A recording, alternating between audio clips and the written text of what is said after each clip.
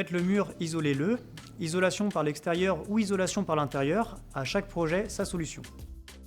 25% de la chaleur de la maison peut être perdue par les murs, d'où l'intérêt de bien isoler sa maison.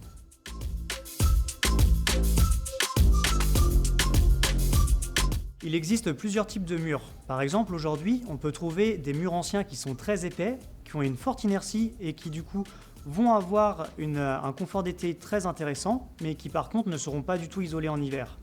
D'un autre côté, on pourra avoir des murs plus récents qui auront une isolation faible, mais qui ne sera pas suffisante non plus. On conseille aujourd'hui d'avoir au minimum une résistance thermique de 3,75, ce qui équivaut à 15 cm de laine de chanvre. C'est l'épaisseur minimum pour avoir droit aux aides de l'État.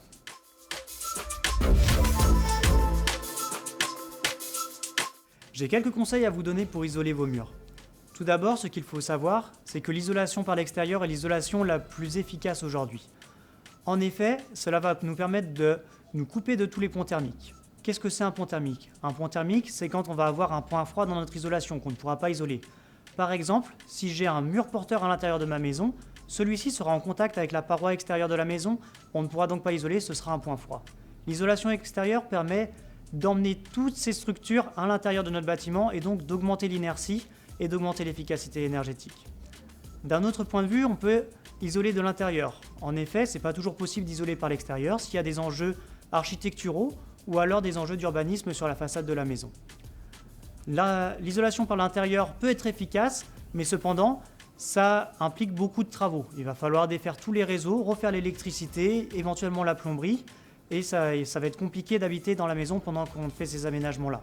Enfin, ce qu'il faut bien retenir, c'est qu'on fasse de l'isolation par l'intérieur ou par l'extérieur, il faudra veiller à corriger tous les problèmes d'humidité éventuels qu'il y a avant.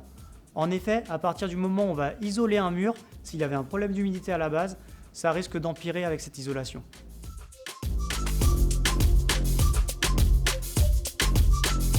À chaque fois qu'on a une rupture dans notre isolant, que ce soit le long des fenêtres, le long d'un mur de refend ou bien le long d'un plancher, on a ce qu'on appelle un pont thermique. Et ce qu'il faut savoir, c'est qu'à la fin de l'année, les ponts thermiques peuvent représenter jusqu'à 10% de notre facture d'énergie.